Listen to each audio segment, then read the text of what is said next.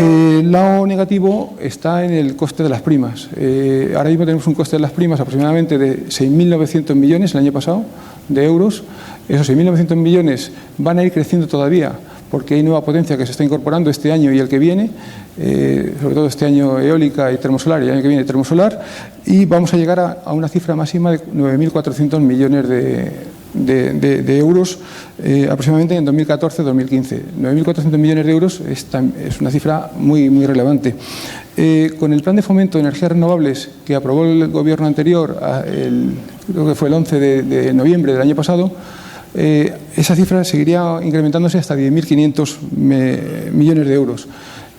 Con eso se alcanzaría, según ese plan, un 38% de la demanda, se cubriría un 38% de la demanda eléctrica con energías renovables, lo que, sumado a lo que cubrirían con renovables en otros sectores, como puede ser el transporte, los combustibles para el transporte, o como puede ser el sector de calor y frío, que se cubren mucho menos, pues al final, a nivel de España, a nivel medio, en el año 2020, alcanzaremos ese 20% que tenemos como objetivo.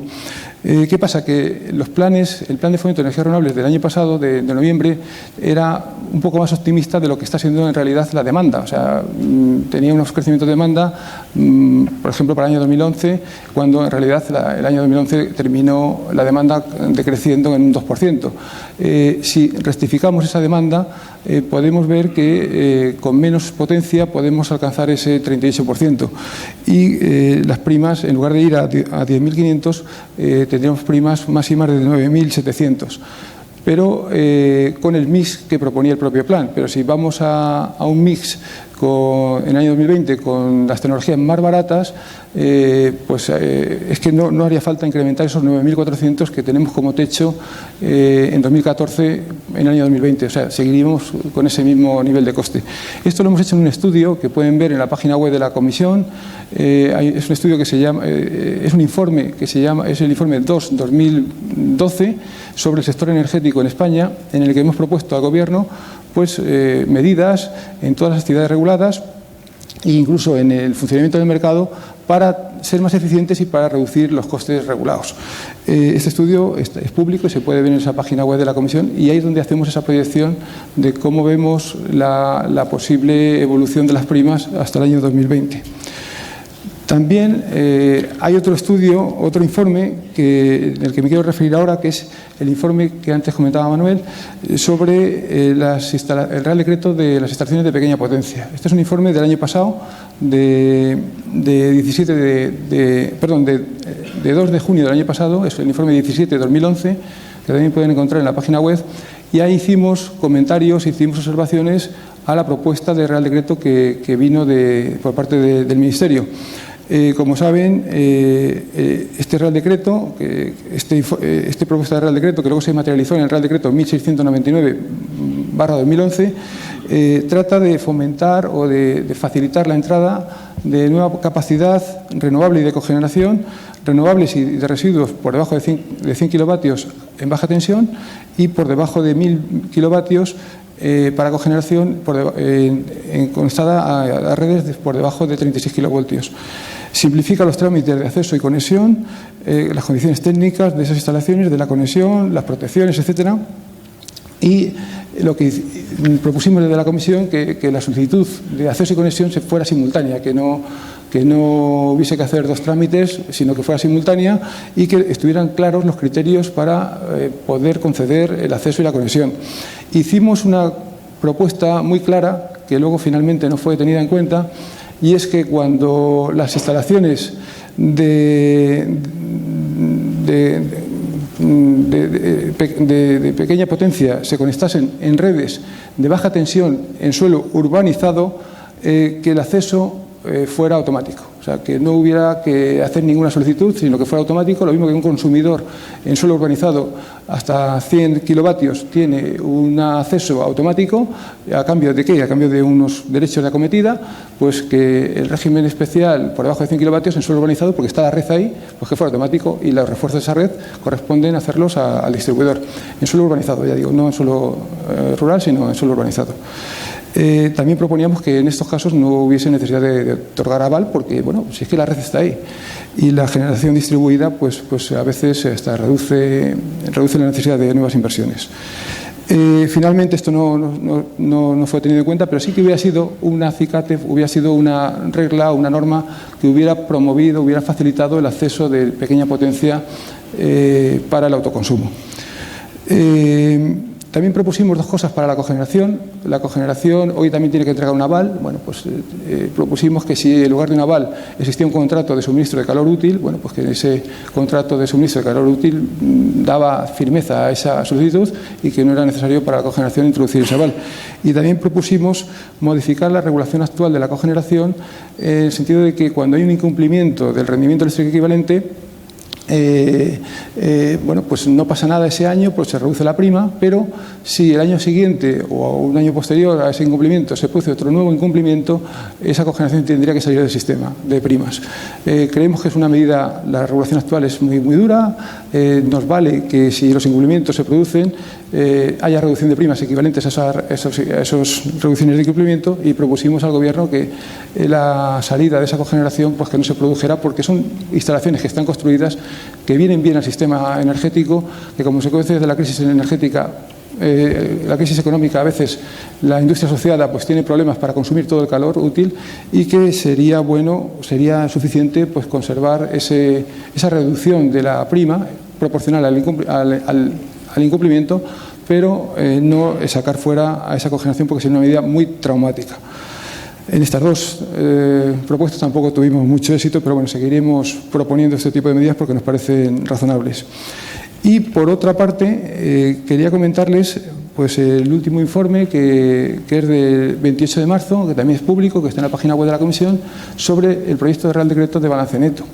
En este proyecto de Real Decreto de balance neto, que todavía no ha sido publicado ni aprobado por el Gobierno, proponíamos que el ámbito de aplicación que fuera el mismo que el del Real Decreto de pequeña potencia, el Real Decreto 1699-2011, de tal forma que, bueno, que cualquier generación que estuviera conectada en las redes de un consumidor hasta 100 kilovatios en baja tensión y hasta 1000 kilovatios cuando se conectan a 36 kilovoltios el consumidor, bueno, pues que pudiera estar dentro de ese ámbito de aplicación.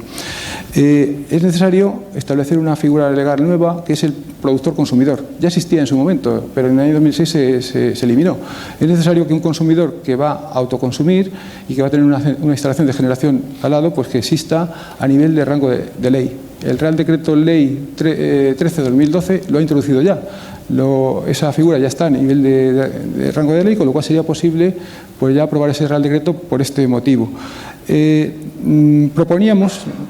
Comisión proponía que esa instalación de generación que vamos a instalar, pues que en la red de un consumidor que estuviera acogido al régimen especial, sin prima, un régimen especial, para que tuviera las mismas obligaciones y los mismos derechos, y además tuviera que inscribirse en un registro. Creemos que esto es bueno, pues para que haya un cierto orden, conocer este tipo de instalaciones, de plantas, que estuvieran en un registro y que tuviera los mismos derechos en cuanto a la prioridad de acceso a la red por la energía que produce. El decreto ley especifica claramente que esta figura de productor-consumidor no tiene ese productor no tiene que estar en un registro. Bueno, creemos que eso introduce un poco de confusión. Habrá que analizar otras propuestas para ver cómo conocemos la producción que se va instalando en los consumidores, a efectos también de tenerlo en cuenta para ese objetivo del año 2020. Esta producción de energías renovables en un consumidor pues tiene que ser contabilizada a efectos de cumplimiento del objetivo. Para la energía excedentaria o la energía neta consumida proponíamos tres cosas. Por una parte, libertad de contratación.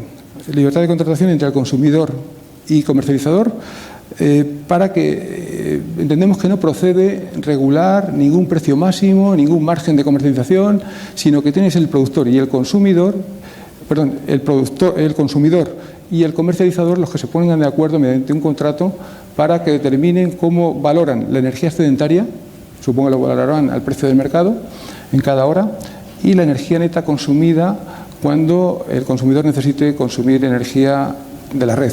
Eso se puede pactar libremente, estamos en un régimen de libre mercado, con lo cual eso se debería pactar en lugar de que el gobierno fije precios máximos, márgenes mínimos, etcétera. Es complicar otra vez el sistema si lo hacemos así. Por otro lado, respecto a los peajes, pensamos que cada vez que se utiliza la red debemos pagar peajes. Hay que pagar peaje, supongo que un consumidor que está sometido al autoconsumo tendrá que pagar el coste fijo, el término fijo del peaje de acceso, porque tiene que tener garantía para poder consumir cuando su instalación no funcione. Pero cuando vierte energía a la red, desde la Comisión dijimos que se tendría que pagar el peaje de generación, igual que el resto de generadores, y cuando se consume energía de la red, pues se tendría que pagar el término variable. Y por último, también decíamos que las medidas de energía deberían ser horarias. Estamos dentro de un plan de instalación de contadores electrónicos para los consumidores domésticos, un plan que nos va a llevar a que en el año 2018 todos tengamos ese contador electrónico como herramienta para hacer una buena gestión de nuestra demanda. No tiene sentido que ahora estas instalaciones pues no tengan esos contadores electrónicos, que ya tienen un precio muy asumible, y proponíamos que hubiese un contador bidireccional que midiera la energía neta que se exporta o que se recibe, y a su vez también un contador en la instalación de producción a efectos de contabilizar esa energía para tenerla en cuenta en el cumplimiento del objetivo del año 2020. Por último, proponíamos que la potencia máxima a instalar en la red de un consumidor estuviera limitada por la potencia contratada de ese consumidor. Y esa sería la única regla técnica fundamental. O sea, para fomentar el autoconsumo, no tener una potencia de la instalación superior a la potencia contratada por el consumidor. Con estas medidas, lo que se hace es fomentar lo que he dicho, el autoconsumo instantáneo. O sea, el autoconsumo instantáneo se fomenta porque de esa forma nos ahorraríamos el peaje de generación, si no exporto nada a la red. Nos ahorraríamos el coste, el término variable de las tarifas de acceso, y por último nos ahorraríamos la energía que consumiríamos del mercado y las pérdidas asociadas a esa energía. Hemos hecho números estos datos los pueden conocer en la página web de la Comisión. Como digo, hay este informe de 28 de marzo de 2012. Hicimos números en cuanto a cuál sería el ahorro máximo que los consumidores tendrían si autoconsumían el 100%. Y veníamos a calcular, lo hicimos para consumidores domésticos, consumidores intermedios y grandes consumidores, y veíamos que incluso para tecnologías de cogeneración o fotovoltaicas, etcétera, que los ahorros oscilaban alrededor de 100 euros megavatio hora. O sea, si tenemos una instalación, una tecnología que puede ser financiada con 100 euros megavatio hora durante un periodo determinado, 15 años, lo que fuere, estos 100 euros megavatio hora se pueden conseguir como ahorro a las tarifas de acceso actuales y como ahorro a la energía a precios del mercado actual. Si estos precios de la energía del mercado actual van a crecer en el futuro, o si las tarifas de acceso van a crecer en el futuro, pues los ahorros serían mayores. Estas son cifras que pudimos hacer y que, bueno, pues da una cierta viabilidad a estas instalaciones. Ya sé que no es mucho, son 100 euros megavatio hora para las instalaciones pequeñas, pero podría ser factible, eso sí, autoconsumiendo el 100%. Hay que dimensionar bien la instalación de generación para no ceder energía a la red y para que toda la energía se autoconsuma en el instante. Lo primero que muestro es unas curvas reales, son curvas promedio de una zona de distribución muy próxima al centro, aquí a la capital. Entonces lo que observan es la curva de consumo, que está pintada en morado, que como ven se caracteriza por tener dos chepas, digamos, la punta de la mañana y la punta de la tarde. Normalmente la punta de la noche es mayor que la punta de la mañana, en verano suelen ser similares, o incluso es mayor la de la mañana.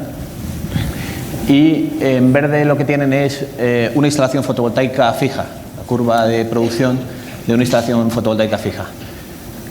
La parte sombreada es la diferencia entre los dos. Entonces lo que pueden observar es que En este caso, durante un tramo de la mañana y también durante un tramo de la tarde, se está consumiendo, se está produciendo, perdón, es que esto no me funciona el puntero, voy a intentar, creo que tengo otro, a ver si este va mejor. Es que hoy parece que no es el día de la técnica. Vamos a ver. Este mejor. Me refería que durante este tramo de la mañana y este tramo de la tarde hay producción a la vez que hay consumo y la producción es inferior al consumo. Por tanto, es el tramo de autoconsumo instantáneo, ¿vale? Y lo que se observa aquí ya es que en algún momento, en este caso en el centro del día, tenemos un periodo de exportación neta de energía a la red. Bien. Para centrar ideas también, cuando hablamos de balance neto, ¿de qué estamos hablando? Estamos hablando de una modalidad de autoconsumo que lo que trata de hacer es compensar los excedentes, esos que pintaba y a los que me refería ahora mismo, típicamente en el centro del día, en el caso de la tecnología solar fotovoltaica, con déficits posteriores. Tiene dos aspectos clave. El primero de ellos es la valoración que se hace de esos excedentes, qué precio se le pone a esa energía. Y en segundo lugar, el horizonte de compensación, es decir, si hay o no un límite para realizar esa compensación de ese excedente con déficits posteriores, ¿no? ¿Qué es lo que desde UNEF hemos calculado y lo que podemos ofrecer en el autoconsumo por balance neto fotovoltaico, ¿no? Bueno, lo primero que calculamos es que podemos obtener ahorros de entre el 30 o al 40% de la factura eléctrica. Evidentemente de aquí hay que detraer el coste de amortización de la instalación. Para que tengan una idea, calculamos que los retornos, basados siempre en ahorro, esto no es un negocio, esto es un mecanismo de ahorro de energía, se producen en el entorno de los 10 años aproximadamente. Es decir, una vez consolidado ese periodo de 10 años, efectivamente es cuando se producirían esos ahorros del 30 o 40%, mientras tanto vendrían a compensarse con la amortización de la instalación. Y además un 10%, más de un 10% de ahorro de energía al evitar las pérdidas en las redes de distribución. Se podrían crear más de 20.000 puestos de trabajo directos, sin considerar los inducidos, más de 5.000 millones de euros anuales de actividad económica para el país, más de 1.000 millones de euros anuales de ingresos netos para el Estado, para la agencia tributaria, más de 1.000 millones de euros anuales de mejoras en la balanza comercial, que como saben es pues uno de los problemas macroeconómicos más importantes de España. Saben que la balanza energética es responsable de un déficit de 40.000 millones de euros anuales. Y bueno, y luego multitud de consideraciones medioambientales, de la cual solo reflejo una, que es evitar más de 10 millones de toneladas de CO2 al año, ¿no? Y quizá lo más importante, sobre todo después de oír la presentación de Luis Jesús, ¿no? Sin ningún tipo de subvención, ni siquiera primas. Recuerdo que las primas no son subvenciones, las primas tienen una consideración de compensación de externalidades, por un lado de externalidades positivas de las tecnologías renovables y por otro lado de externalidades negativas de otras tecnologías. Digo, insisto, sin ni siquiera primas y además asumiendo los costes que realmente se ocasionen al sistema.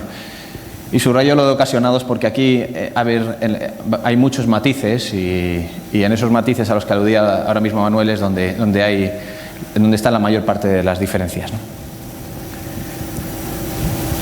Bien, este es el producto, como decía, y qué problemas tenemos, qué barreras nos encontramos. Bueno, pues yo creo que la presentación de Luis Jesús me viene al dedo, ¿no?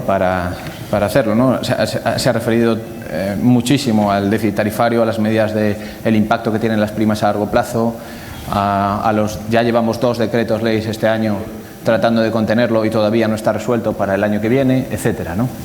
Por tanto, ahora mismo la regulación está monopolizada por el asunto del déficit tarifario y esto tiene 3 impactos directos en el modelo de balance neto. El primero de ellos es que no existe ningún incentivo a la eficiencia energética.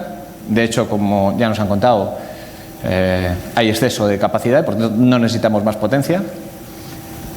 En segundo lugar, no hay objetividad ni transparencia en la asignación de los costes del sistema. Y en tercer lugar, existen límites y trabas administrativas, muchas de ellas ya referidas anteriormente, que lo complican a nuestro modo de ver innecesariamente, ¿no? Voy a pasar a detallar cada una de estas tres barreras, ¿no? La primera de ellas es la ausencia de incentivos, ¿no? ¿Con qué nos encontramos en el sistema español? En primer lugar, con un exceso de potencia eléctrica instalada y, en segundo lugar, con una bajada imprevista de la demanda, que, como ya ha comentado antes Luis Jesús, se lleva produciendo durante 4 años. Y esto nos ha llevado a que hay una infrautilización de las centrales de gas.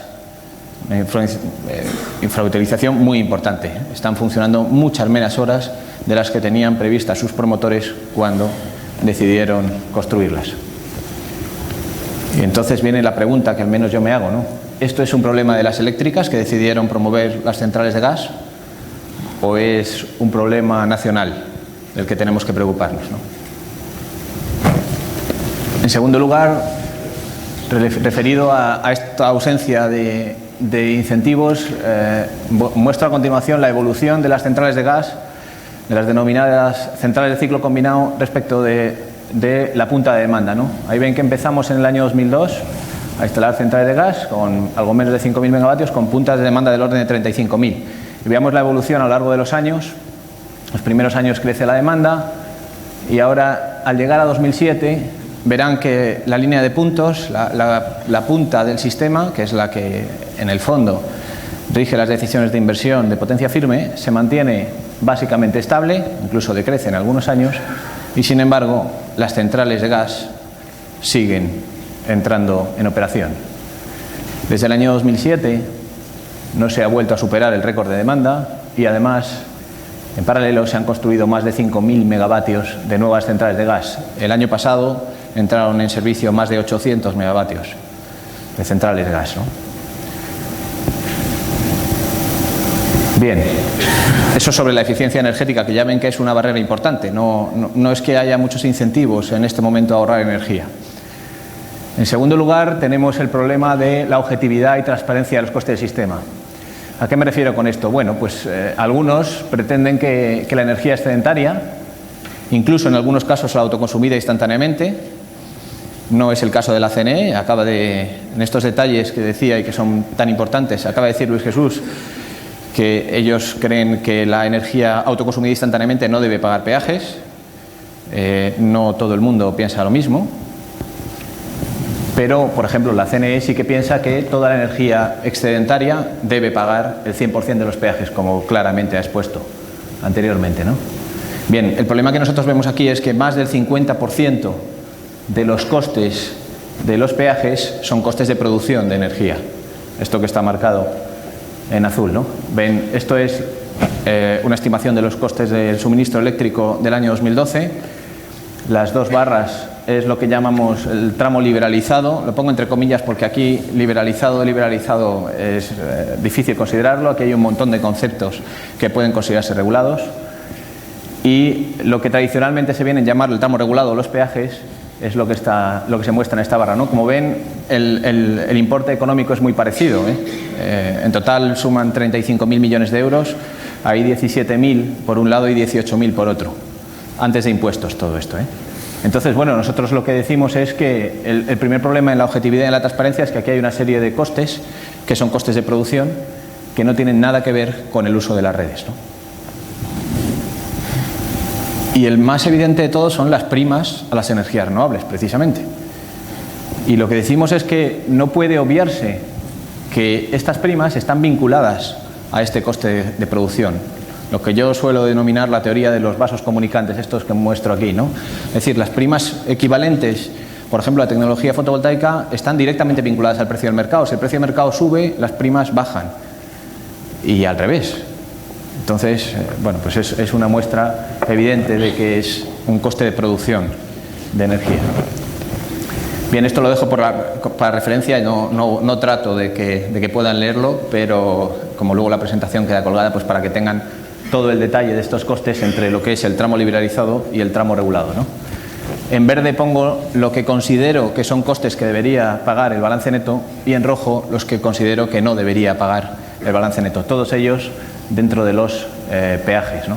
Como ven, creemos que la red de distribución hay que pagarla y además creemos que hay un resto de costes del sistema donde básicamente lo que tenemos son los costes de la propia gestión y el déficit de tarifa, los famosos intereses por los costes reconocidos no pagados en los últimos años, intereses y amortización de deuda. De todo esto también estaríamos de acuerdo en que como cualquier consumidor pues se imputaran al consumidor productor en el modelo de balance neto, ¿no? No así, por ejemplo, cosas que están dentro de los peajes como el servicio de interrumpibilidad, las ya aludidas primas del régimen especial, el sobrecoste de generación extrapeninsular y bueno, y por supuesto tampoco los ingresos por exportaciones, que están vinculados totalmente al precio del pool y por tanto al precio de energía, ¿no? Tampoco consideramos que la red de transporte haya que pagarla dentro de un mecanismo que no la utiliza en absoluto, ¿no? Por lo menos en una fase inicial. Si estuviéramos hablando de que tuviéramos ya 40 o 50 gigavatios en mecanismo en balance neto, seguramente había que empezar a plantear el pago de la red de transporte, ¿no? Pero no, desde luego estamos muy lejos de alcanzar esas cifras. Bien, y para terminar entre la objetividad es que además nos encontramos con un problema. El primero es determinar qué costes hay que pagar, pero es que el segundo, que es un problema además histórico en el sector, es cómo se reparten esos costes, ¿no? Quiero decir que la Comisión Nacional de Energía presentó una metodología para el cálculo, para el reparto de los peajes en el sistema en el año 2001, una metodología objetiva para repartir eso. Y en sucesivos informes, además, durante muchos años, ha ido haciendo referencia a que las tarifas que aprobaba el Gobierno no estaban calculadas a partir de un mecanismo transparente y objetivo, ¿vale? Es decir, se ha hecho política económica con el reparto de los costes en los diferentes grupos de consumidores, ¿no? Y el impacto es relevante. Me he cogido uno de los informes de la CNE, el referente al del año 2009, y se ven que los clientes domésticos sin discriminación horaria deberían haber tenido en el año 2009, hace relativamente poco, un peaje un 40% superior al que tuvieron, mientras que las pymes en baja tensión deberían haber tenido un 60% inferior el peaje, ¿no? Es decir, hay claramente subvenciones cruzadas entre consumidores en la asignación de los costes del sistema. Aquí hay un halo de esperanza, ¿no? Que es que el reciente Real Decreto Ley 13/2012, además de dar una función nueva a la Comisión para que fomente las energías renovables, ha hecho una cosa, que es que por fin le ha asignado al regulador la función del cálculo objetivo de la metodología de las tarifas de acceso, ¿no? Confiemos en que esto se desarrolle y se lleve a cabo, ¿no? Bueno, al final la conclusión nuestra es que la energía excedentaria en el modelo de balance neto debe pagar los costes, pero los costes en los que hace incurrir el sistema, no otros costes que se le asignan al consumidor por una mala distribución de costes que venimos heredando históricamente, ¿no? Bien, y en cuanto a la tercera barrera y una de las más importantes, las trabas administrativas, ¿con qué nos encontramos? Bueno, pues con límites, ya los han escuchado también, límite a la potencia de instalación a 100 kilovatios y un segundo límite que no se ha citado pero que aparece en el borrador del Real Decreto de Balance Neto, que es que se limita a que el consumidor que pueda acogerse al modelo de balance neto tenga como máximo 100 kilovatios en consumo, es decir, una instalación grande industrial no podría poner ni siquiera una instalación fotovoltaica de 100 kilovatios o de 90 kilovatios porque su potencia contratada es mayor de 100 kilovatios. Esto limita aún más el ámbito de aplicación. No se contempla la compartición de instalaciones, lo cual es fundamental. Sigue siendo realmente difícil hacer instalaciones de autoconsumo en el sistema español debido a la complejidad administrativa que tiene su tramitación. Y además hay un segundo punto muy importante, que es fuertemente dependiente de la eléctrica de la zona, de sus procedimientos internos, el reparto, el funcionamiento de esta tramitación, ¿no? La pregunta es evidente, ¿no? ¿Hay alguna razón para esto? ¿Técnicamente hay que limitarse? Luego seguro que podemos hablar, pero ya les adelanto que desde UNEF estamos de acuerdo en que tiene que haber una cierta autorregulación y que además en una cosa tan nueva como esta no vendría mal poner algún límite. Algún límite, pero no un límite arbitrario de, oiga, es que esto, voy a empezar con instalaciones muy pequeñitas para ver lo que pasa, porque lo que estamos haciendo es anular el mercado, porque las instalaciones cuanto más pequeñas son, más caras son y por tanto hacen que se retrase la instalación de estos sistemas, ¿no? Creemos que, por ejemplo, el efecto sobre las redes va a haber que analizarlo en el largo plazo y se pueden poner límites, pero límites globales o zonales, no límites individuales de este tipo, ¿no? Bien, mi conclusión es muy sencilla. Trabajemos en positivo por una regulación del autoconsumo por balance neto razonable, porque no nos podemos permitir lo contrario. Nada más. Muchas gracias. Voy a tratar estos 4 puntos muy brevemente, solo son 9 transparencias. El primero, la definición de autoconsumo y sobre todo el contexto en el que se está definiendo en la actualidad. Luego, el análisis desde el punto de vista de interés general. Defenderé que desde el punto de vista particular, con la estructura tarifaria que tenemos, ya puede salir rentable en varias tecnologías de microgeneración o varias tecnologías distribuidas. Luego haré unas propuestas regulatorias, las propuestas que está defendiendo Iberdrola en este ámbito y por último unas reflexiones finales. Bueno, ¿qué es el autoconsumo? Pues yo creo que todos ustedes lo saben, es producir en el consumidor, en el hogar, en un ente público, producir tu propia energía en vez de comprarla al sistema. Entonces, aquí mi tesis es que el autoconsumo se presenta como una opción de enorme futuro, sobre todo para la solar fotovoltaica. ¿Y por qué? Fundamentalmente por la espectacular reducción de costes que está teniendo y por la reducción de costes que va a tener a futuro. Entonces, si nos creemos esta evolución de costes de EPIA y también elaboración propia, y hemos visto que a 2020 pues el vatio pico puede estar a 0,5 euros el vatio, eso significa que medio millón de euros el megavatio solo de los paneles, eso hace que sea una tecnología muy, muy competitiva. Esto es otro tema que podemos analizar en el debate, es si hay que ir por la generación distribuida y si hay que ir por las grandes instalaciones de generación, o sea, de 200 o 300 megavatios. Pero está claro que la fotovoltaica va a jugar un papel muy relevante en el medio y largo plazo. Entonces, ¿por qué? Primero, ¿y por qué es interesante para el autoconsumo? Por la reducción espectacular de costes y, en segundo lugar, porque es una generación distribuida muy apropiada para lo que estamos hablando, ¿no? Y por eso hace que desde el punto de vista privado, como consumidor productor, hoy ya sea rentable, en muchos casos, instalar un panel solar fotovoltaico en tu casa o en donde sea para generar tu propia energía. Pero ahora veremos que eso es desde el punto de vista del consumidor. Yo creo que es evidente que el autoconsumidor, en el 99% de los casos, deberá seguir conectado a la red para cuando no produce y necesita consumir energía, y eso hace que esta cuestión deba analizarse desde un punto de vista más amplio. Y aquí hablo de sector eléctrico, como decía Jorge, pues tiene implicaciones para el sector eléctrico y bienestar general de la sociedad. Bueno, pues yo creo que el autoconsumo, y esto los papers académicos lo dicen, es eficiente o tiene sentido cuando el coste de producir, en este caso con fotovoltaica, que puede costar 120 euros el megavatio hora, el que sea, ¿no?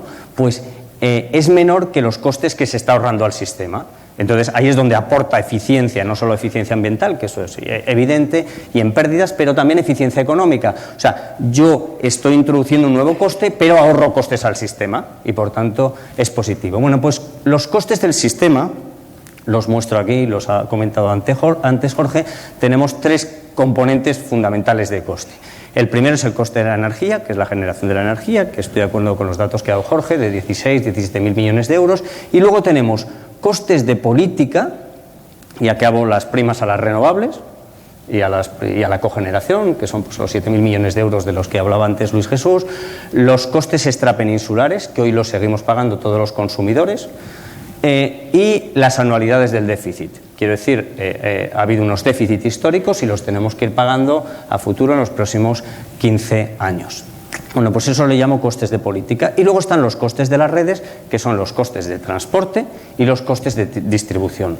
Bueno, pues si autoconsumimos, o sea, ¿cuáles de estos costes se ahorra al conjunto del sistema eléctrico al autoconsumir? Pues el primer componente, costes de energía, pues sí que se ahorra. Sí que se ahorran costes de energía porque el sistema, al producir, sustituye esa generación convencional que iba a producir. seguramente pues ciclos combinados, energía de ciclos combinados o lo que sea. Y por tanto, eso, y ahorras al sistema las pérdidas. Evidentemente las diferencias, o sea, las pérdidas son diferencias en baja o en media tensión, pero autoconsumiendo evitas esas pérdidas. Y eso, por tanto, son costes variables, o sea, costes que varían en función de si consumes o no, o si produces o no. Y luego no se ahorran, y luego introduciré matices, pues no se ahorran costes de redes. Las redes siguen siendo necesarias porque el autoconsumidor sigue necesitando el suministro de energía. Y ahí no estoy de acuerdo, estoy de acuerdo con Jorge en que la distribución es necesaria, pero también el transporte. O sea, si no tuviéramos hoy en día red de transporte, pues por mucha distribución que hubiera, pues no podríamos asegurar el abastecimiento eléctrico en toda España.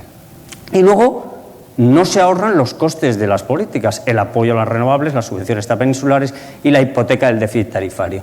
Como Jorge ya ha dicho que extrapeninsulares yo creo que sí que se pagan o no se pagan, los debería pagar. Desde luego ha dicho que el déficit tarifario sí, tampoco subvenciones. Bueno, entonces la cosa es que el apoyo a renovables, los 7.000 millones de euros que se están pagando actualmente a los renovables, a los que ya tienen instalaciones, eso hay que seguir pagándolo, independientemente de que autoproduzcas o autoconsumas o no. Está claro que alguien tiene que pagar esos 7.000 millones de euros. Actualmente lo pagan los consumidores eléctricos. Ahora veremos si no lo pagan los autoproductores, pues alguien lo tendrá que pagar.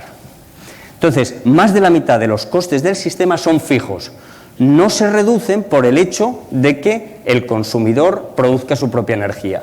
Si el consumidor produce su propia energía, se ahorran los costes de generación, pero el resto de costes son fijos y hay que seguir pagándolos. Bueno, pues con la estructura tarifaria que tenemos en España, ¿se está dando la señal adecuada al consumidor y al autoproductor? Pues creo que no. ¿Por qué? Los costes del sistema, como ya hemos visto antes, hay unos costes de energía y luego hay los costes de las redes y de política que se cobran en los peajes de acceso. Los consumidores pagamos peajes de acceso y costes de la energía.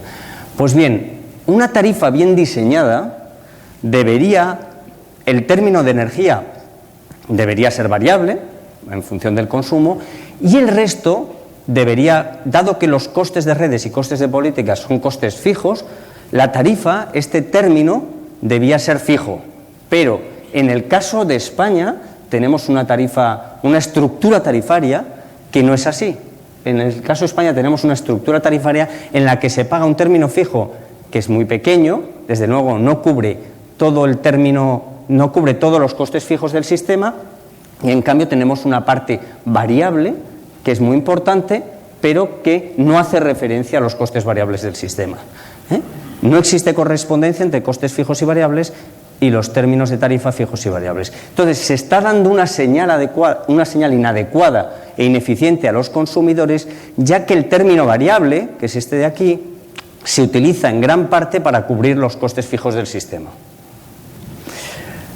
Pues bien, ¿qué impacto tiene en el sistema el esquema, dado el sistema actual de costes de la estructura tarifaria que tenemos, si se fomenta el autoconsumo con la estructura tarifaria que tenemos, se producen dos efectos. Primero, al fomentar el autoconsumo, sin realizar ajustes previos, tiene un impacto negativo en el conjunto de la sociedad. Y voy a decir por qué. Primero, tenemos una estructura tarifaria que si el consumo deja de pagar los costes fijos del sistema, o sea, el autoconsumidor deja de pagar los costes fijos del sistema, repito, las renovables, las redes, los extrapeninsulares, todo esto, hay una transferencia de rentas ineficientes entre consumidores. O sea, como hay menos consumidores que pagan esas tarifas, porque ya el consumidor o el autoproductor ya no paga esos costes fijos, pues alguien los tendrá que pagar.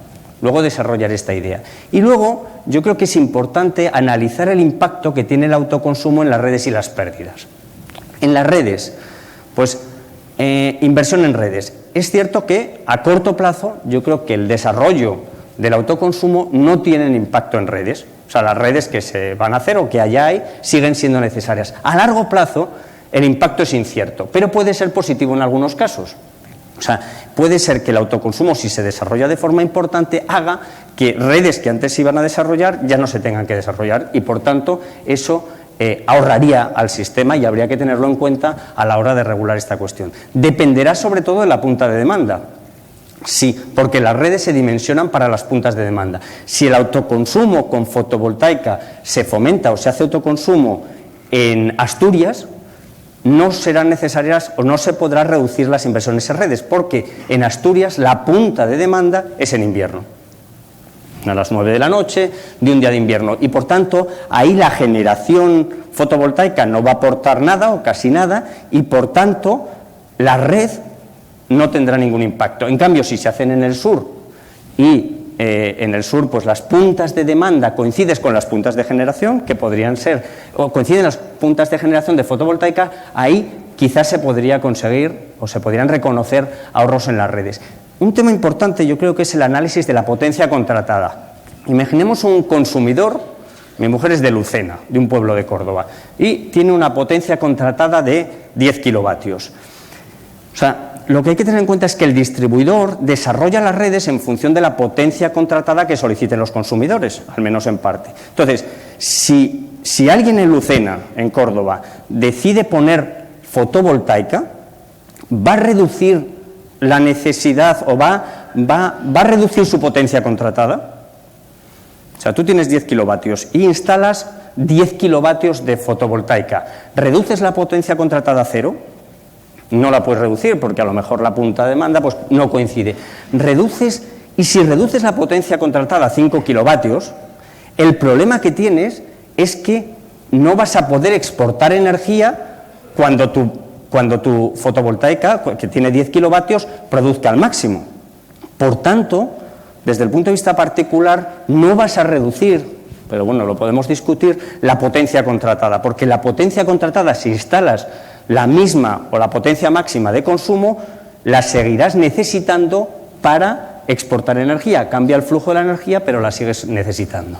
Y luego el tema de las pérdidas. Pues las pérdidas dependen mucho del grado de penetración y ubicación, ¿no? Eso condiciona el impacto en las pérdidas. Las pérdidas o la reducción de pérdidas del autoconsumo depende si es en baja o en media tensión. Las pérdidas son diferentes. En baja pues a lo mejor son el 12-14% y en media 7-8%, pero eso tiene un impacto. Y un tema importante es que depende del sentido del flujo de la energía, porque la exportación de energía, si no te conviertes ya solamente en autoconsumidor, sino que exportas energía, también genera pérdidas. Y simplemente digo que eso hay que tenerlo en cuenta. Bueno, esto es quizás el mensaje básico que voy a dar, y ya sé que es una perogrullada, pero ahora mismo los costes bajo el actual sistema tarifario, los costes de las redes y de políticas de renovables, extrapeninsulares y el déficit, lo pagan estos consumidores, que bueno, les he puesto contentos, pero no deberían estar contentos porque pues nos estamos quejando que están subiendo las tarifas, pero están ahí. Si se fomenta el autoconsumo, y estos son los autoproductores o autoconsumidores, estos autoconsumidores dejan de pagar el término variable, ¿vale? Pero los costes, estos costes no se reducen. O sea, vamos a tener que seguir pagando los 7.000 millones de euros del régimen especial, los extrapeninsulares, las redes. Eso no se reduce. Y por tanto, el efecto es que, dado que se mantienen los costes y hay menos consumidores que pagan peajes, hay que tener en cuenta que a estos consumidores que se quedan les subirán las tarifas. Entonces, aquí se genera un círculo vicioso que yo por eso defendía cuando he hecho la presentación de que también debían estar los consumidores, porque los autoproductores salen ganando, no sé si 100 euros, no sé si con los ahorros que ha dicho Jorge, pues más, pero los consumidores con la estructura tarifaria actual y con el sistema que tenemos de pago de las renovables y de las redes, ahora mismo tendrían que pagar más. Ya voy terminando. ¿Qué proponemos nosotros desde el punto de vista regulatorio? Pues, en primer lugar, un cambio en la estructura tarifaria, y ahí estoy de acuerdo con Jorge. Debemos ir a una nueva estructura de tarifas que refleje bien cuáles son los costes fijos y variables del sistema. Y ahí podemos hablar de cuáles son costes fijos y cuáles son variables, pero yo creo que tú mismo reconoces, Jorge, que ahora mismo hay parte fija que no está metida en el término fijo, como por ejemplo la distribución. Pero bueno, lo que decimos es que la estructura tarifaria una tarifa en España bien diseñada debía tener un término fijo muy elevado, dado que los costes fijos son muy elevados, y un término variable, pues el que sea. Ahora, como eso es complicado y ahora mismo las prioridades del Gobierno pues no son la estructura tarifaria, son el déficit, el desarrollo de renovables a futuro, otras cuestiones, lo que proponemos es instaurar una tarifa de respaldo. O sea, que el autoconsumidor o el autoproductor, además de pagar el término fijo, pague una tarifa de respaldo que compense los costes fijos que se siguen produciendo que actualmente no paga. Última, transparencia, y esto es un poco diferente. O sea, si se quiere promover la fotovoltaica en España, yo sé que el autoconsumo, en gran parte, o el impulso al autoconsumo se ha desarrollado después de la moratoria del Real Decreto Ley 1/2012. ¿Por qué? Porque ha parado el desarrollo fotovoltaico en España. Entonces yo veo como una vía de escapatoria, y se ha dicho por ahí, pues decir, oye, como no podemos hacer más fotovoltaica con primas, vamos a hacerla vía autoconsumo. Se me ha olvidado decir que si no se paga una tarifa regulada, si no se paga una tarifa de respaldo, mi tesis es que eso supone un apoyo encubierto. O sea, se le está apoyando, no sé si subvencionando o apoyando al autoproductor porque no está pagando todos los costes que debería pagar y le está pagando, y ahí por eso hay una subvención cruzada, una ayuda cruzada, el consumidor que no autoproduce le está apoyando y se está apoyando regulatoriamente al que autoproduce. Por tanto, yo veo que el autoconsumo sin una tarifa de respaldo es una prima encubierta. Luego podemos discutir sobre ese tema. Bueno, pues si lo que se quiere es desarrollar la fotovoltaica, y yo creo que se debe promover el desarrollo de fotovoltaica en España, porque es sin duda la tecnología que más está reduciendo sus costes, ya ha reducido sus costes. A mí me impresiona siempre pues lo de que en los últimos cupos y convocatorias se cerraran las convocatorias a 120 euros el megavatio hora, cuando hace solamente 4 años estábamos en costes muy inferiores. Bueno, pues yo lo que digo es que un sistema que se debería volver al sistema de cupos y convocatorias que ha demostrado ser eficaz y eficiente. O sea, si queremos 500 megavatios en España, 500 megavatios anuales, yo creo que el sistema que teníamos antes de cupos y convocatorias funcionaba. Y el sistema del autoconsumo, para mí, no funciona por estas cuestiones. Yo creo que un sistema de apoyo, y defiendo que este sistema que se está proponiendo es un sistema de apoyo al autoconsumo, representa un enorme riesgo regulatorio. ¿Por qué? En primer lugar, si no se establece ningún tipo de tarifa, el apoyo puede ser más alto o más bajo que lo necesario. O sea, habrá tecnologías como la fotovoltaica que ganen 100 euros, pero la mini eólica, pongamos que tiene costes inferiores y que cuesta 90 euros el megavatio hora, pues a lo mejor obtiene unas rentabilidades que van más allá de lo razonable. A lo mejor la fotovoltaica, imaginemos, en muchos no está consiguiendo rentabilidades, la mini eólica podía estar consiguiendo rentabilidades más elevadas y la microcogeneración con gas natural todavía más. Podía conseguir rentabilidades muy importantes. Y hay otras que no. Dificultades regulatorias, yo trabajo en regulación para adaptarse a una tecnología con una rápida evolución de costes. A mí el regulador, si esto se desarrolla, al final verán y surgirá el año que viene o al siguiente, dirá, oye, este está consiguiendo rentabilidades más allá de los razonables, este está consiguiendo rentabilidades de 2 dígitos. Y ahí yo creo que el regulador a futuro tenderá a establecer unas tarifas de respaldo ajustadas a los costes de las diferentes tecnologías para que se desarrollen y obtengan una rentabilidad razonable, que es lo que te dice la ley del sector eléctrico y el régimen especial. Y dirá, mira, la fotovoltaica como está consiguiendo un 10,5 de rentabilidad, le voy a poner una tarifa de respaldo de, lo que sea, 7 euros el megavatio hora y con eso va a obtener una rentabilidad del 8%, que es lo que busca el regulador. Pero al año siguiente subirán las tarifas de acceso o bajarán, porque como decía Jorge, eso depende del precio de mercado y tendrá que ajustar esa rentabilidad, tendrá que ajustar esa tarifa de respaldo. Y yo lo que veo aquí, y es el último punto, es que todo esto genera un riesgo regulatorio tremendo y un riesgo de cambios retroactivos en la retribución. Por ejemplo, Jorge, con cambios en la estructura tarifaria. Tú imagínate que ahora empiezas a hacer, con esta estructura tarifaria, empiezas a hacer autoconsumo, instalas en tu casa fotovoltaica. La misma UNEF está defendiendo un cambio en la estructura tarifaria. A lo mejor ese cambio en la estructura tarifaria hace que a futuro, imagínate que salieran las renovables, ya no lo pagara los consumidores eléctricos, sino que lo pagaran todos los consumidores energéticos. Pues eso te haría polvo a tu rentabilidad. Porque ya la tarifa de acceso bajaría muchísimo y ya no serías tan competitivo. Entonces, cualquier cambio en la estructura tarifaria sería un cambio retroactivo en la regulación. Y, por tanto, yo digo que el consumo bien regulado en España es un tema con enorme futuro, pero mal regulado es negativo para el desarrollo fotovoltaico en España. Y las últimas conclusiones. El autoconsumo es eficiente cuando ahorra costes el sistema. Para que el punto de vista del consumidor coincida con el del sistema, es necesario diseñar una estructura tarifaria adecuada, que ahora mismo en España no la tenemos, no es el caso español. Y propuestas para que el autoconsumo no introduzca ineficiencias, diseñar una estructura tarifaria. Mientras tanto, establecer una tarifa de respaldo. Un autoconsumidor que no pague esta tarifa de respaldo, yo defiendo y nosotros defendemos que es una prima encubierta. Y, por tanto, si el objetivo es desarrollar la fotovoltaica, es más eficiente un sistema de tarifas con ajustes en base a cupos y convocatorias que también ha funcionado. Es necesario profundizar en el análisis de impacto sobre las redes y sobre las pérdidas, y aquí desde Iberdrola estamos dispuestos a colaborar con quien sea para analizar. Es un tema futuro, como decía Jorge, a lo mejor no es un tema de este año, no sé, pero claramente va a tener impactos a futuro, y el autoconsumo mal regulado presenta inconvenientes y riesgos regulatorios para el fotovoltaico. Muchas gracias.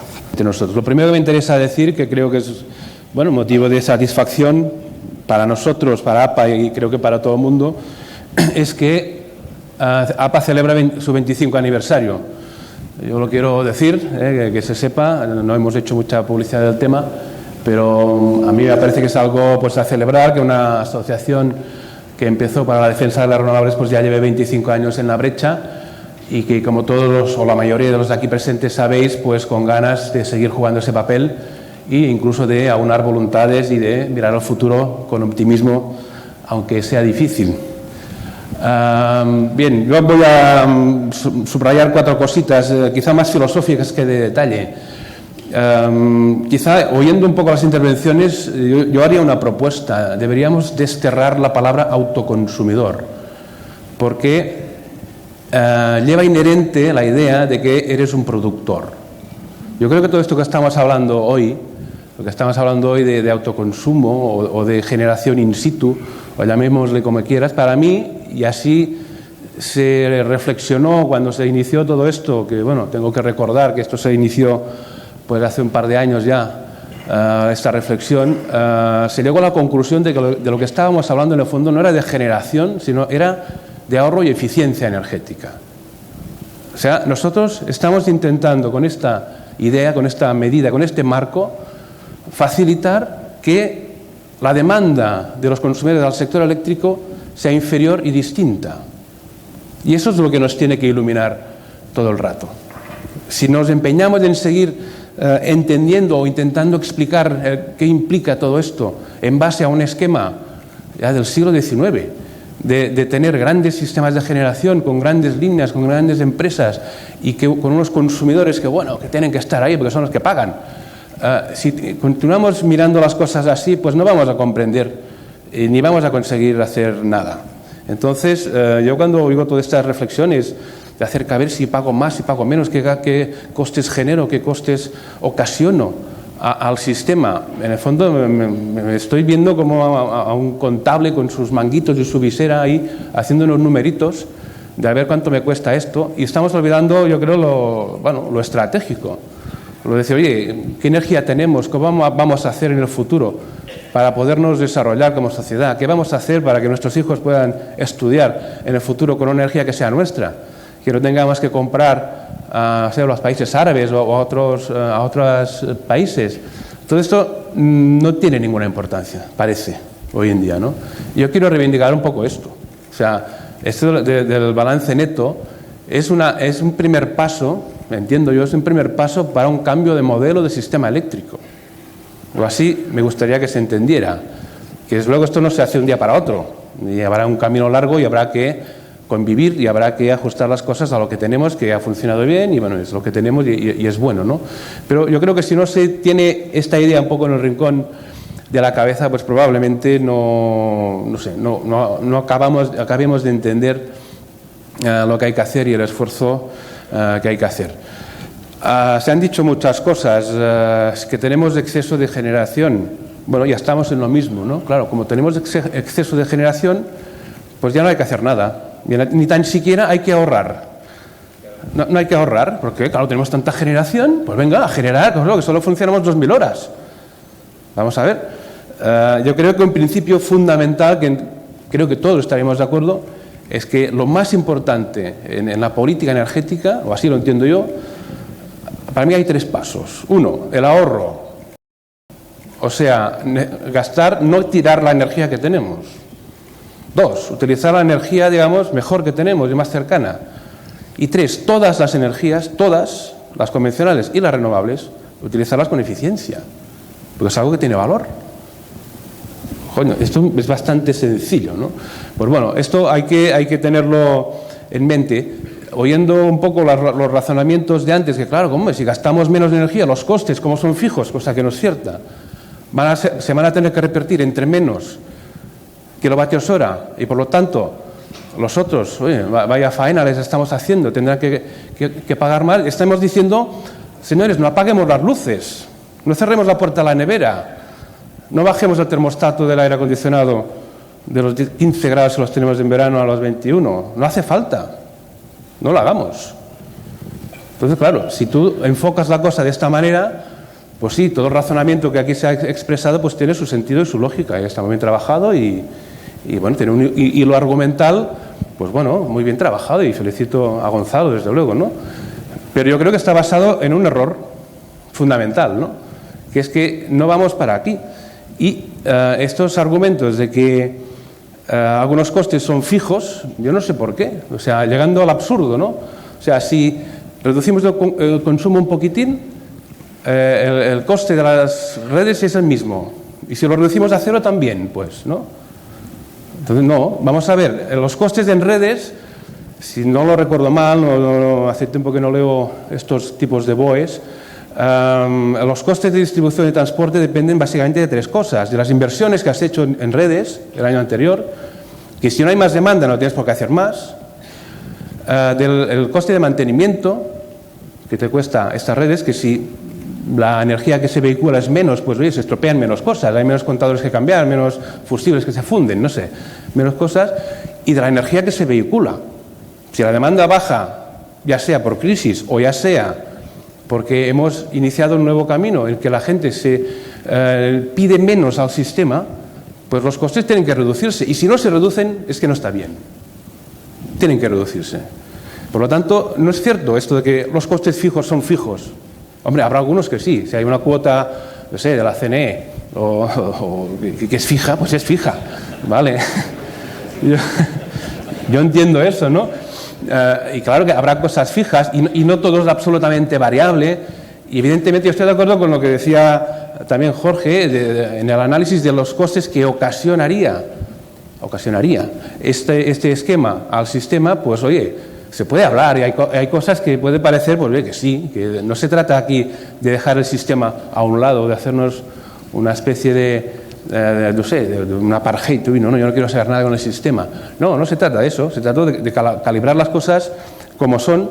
No sé si encontraré cuál es. La transparencia, bueno, me salto todo esto porque es muy tarde y todo lo conocéis mucho. Lo único que quería decir también en cuanto a la potencia, pues sí, quizá hay exceso de potencia, pero vamos a ver, las renovables han hecho menos de lo que le dijeron que tenían que hacer. O sea, ese mensaje que se está también lanzando muchas veces, que las renovables han pasado 3 pueblos, pues es mentira también. Y antes Luis Jesús ha comentado que las renovables han hecho 37 gigavatios, creo que has dicho, en 12 años. Pues bueno, los ciclos combinados han hecho 27 en 9. También es un récord interesante, ¿no? En fin, el porqué de estas cosas podría dar para mucho, ¿no? Bueno, en fin, la demanda, lo que decíamos también antes de los puntos de distribución, es que esto es una realidad a la cual ya vamos, a esta generación distribuida o a este concepto distribuido. del sistema eléctrico. Como bien has dicho, creo que coinciden los datos. De unos 5.000 puntos de generación en 2004 a más de 60.000 en 2011. El problema, creo yo, es que la generación es distribuida, pero la gestión no. Entonces, esto es una cosa que también deberíamos ir pensando de cara al futuro. Bien, esto me lo voy saltando, en fin. Perdonad, pero es que estoy improvisando un poquitín. Esta también es una transparencia, creo que conocida, y quería entrar un poco en detalle en cuál es la distribución, los componentes de estos costes, de estos peajes, ¿no? Y desde luego nosotros, a ver, no sé cuál es el que funciona. Ay, no puedo apuntar. Vale. Pues como se decía, oye, pues lo que es el coste estimado de generación, esto no tiene que ser repercutido en un balance neto, no tiene nada que ver. Yo también opino que las pérdidas, oye, pues habrá, bueno, cuando tú te generas tu electricidad, no generas ninguna pérdida. Otra cosa es que me digas, vamos a ver, cuando decimos que un consumidor de balance neto no tiene por qué suministrarse únicamente de su balance neto, igual va a tener una parte que sí, va a continuar tirando del sistema, oye, por esta parte que pague lo que le toque. Desde luego, en transporte yo creo que no tiene ninguna influencia. Las primas yo también creo que no tienen ninguna influencia. El déficit, bueno, hombre, aquí se podía hablar, es una cuestión de solidaridad, entre todos nos toca pagar, quizás sí. Yo qué sé, el exceso de déficit, lo mismo. Sobre el coste de servicios de ajuste, yo creo que esto es una gestión del sistema y no tiene nada que ver con tu consumo final. Seguridad de suministro, nada. Distribución, habrá parte, tampoco. Aquí decimos, incluso en esta transparencia, se dice que probablemente esto hay que asumirlo, pero quizás no todo tampoco. No hay, o hay que asumirlo con la idea de que si la demanda baja, esos costes van a bajar. No con la idea de que son fijos y de que esto aquí pues, es algo inmutable. Las primas de riesgo, pues tampoco, ¿no? Entonces yo creo que eso es una reflexión que se puede hacer. Ahora, lo que yo no entiendo es decir, no, claro, como todo esto es fijo y pase lo que pase, se va a tener que pagar, si tú te vas del sistema, estás, claro, afectando a los otros negativamente, eres un insolidario. Esto, no sé, a mí me parecen palabras un poco gruesas, ¿no? Yo creo que no es el sentido de los que están pensando en dedicarse a eso tener una actuación de este tipo. Aquí, bueno, hacemos estimaciones sobre cuándo podría darse esta competitividad. Bueno, esas son estimaciones de las utilizadas en el PER. El PER ya tiene, los estudios ya tienen casi 2 años, por lo tanto, en algunas tecnologías esto cambia mucho, muy rápido, ¿no? Pero ya se ve que, bueno, que en pocos años se prevé que según qué tecnología, pues, o qué tarifa, esto sea competitivo. O sea, esto está ahí. Y también yo creo que hay que entender que este sistema del balance neto, de lo que estamos proponiendo, es una ayuda para gestionar la diferencia entre la curva de generación y la curva de demanda. El día en que el mercado ofrezca posibilidades de hacer esa gestión, por ejemplo, no sé, con acumuladores, con baterías o con otros sistemas, todo esto no hace falta. No hace falta. ¿Entiende? O sea, lo que pasa que, y también se entiende, ¿no?, que cada compañía defiende sus intereses, esto es algo lógico y loable, pero al final hay que buscar también el interés general en las cosas y al final, pues oye, si eso sale a cuenta, pues la gente sin decir nada a nadie se pondrá sus placas, se pondrá su batería o en su coche, va a acumular la electricidad que no consuma. Y aquí, pues oye, pues nadie se enterará y esta será la realidad a la que vamos a ir. Aquí se trata un poco de facilitar que esto ocurra cuanto antes, de hacer que las empresas que se dediquen a ello sepan más que las de otros países, que nos podamos vender fuera, que seamos los que primeros en fabricar equipos de gestión doméstica de electricidad, yo qué sé. Se están barajando muchas más cosas que no el simple balance del sistema eléctrico, porque estamos obsesionando también en que el resultado es de cero. Pero bueno, ¿y si no da cero qué? Es que, vamos a ver, no tenemos ninguna estrategia en este país, no nos parece que esto es algo bueno y que por lo que vale la pena esforzarse. ¿O qué? En Alemania hacen tanta fotovoltaica en un año como preveía el PER, que no se va a cumplir, en 10 años. ¿Y qué pasa? ¿Que no les cuesta a ellos dinero? Claro que les cuesta dinero, pero han pensado que para el país esto es bueno. Y creo que tenemos que aprender a hacer los balances en el sitio que tocan. Y tú puedes decir, ¿esto es bueno para quién? Es la primera pregunta. Claro, si tú dices, ¿esto es bueno para el país? Pues yo en general, y esto hay multitud de estudios, informes, datos, que dicen que la política de renovables es un buen negocio para el país. Entre ellos, el estudio que hacemos con Deloitte en APA. Tú analices todas las repercusiones de las renovables y te sale que el país gana dinero. Luego dices, bueno, vamos a analizar el sistema eléctrico, que es un problema que tenemos encima de la mesa. Mi apuesta y mi balance es que sale, pues bueno, como neutro, ¿no? Como bien, ¿no? Si tú vas al balance de las empresas de UNESA, pues sale negativo. Vale, de acuerdo, pero alguien tiene que decidir dónde hay que hacer el balance, ¿eh? Y dónde tenemos que medir nosotros si una política, digamos, es factible, es buena o no, y si merece la pena un esfuerzo o no. O sea, no se trata tan solo de un ejercicio de contabilidad, porque ya sabemos lo que está pasando con la contabilidad de los bancos, y aquí la contabilidad se hace como uno quiere, ¿no? Entonces yo creo que es una cuestión también, bueno, de idea, de estrategia de país y de apuesta, en el fondo. Hombre, no puedes arruinarte con la idea, pero yo creo que no tendríamos que huir, vaya, de esta discusión permanente sobre los decimales, de si nos cuesta más o nos cuesta menos.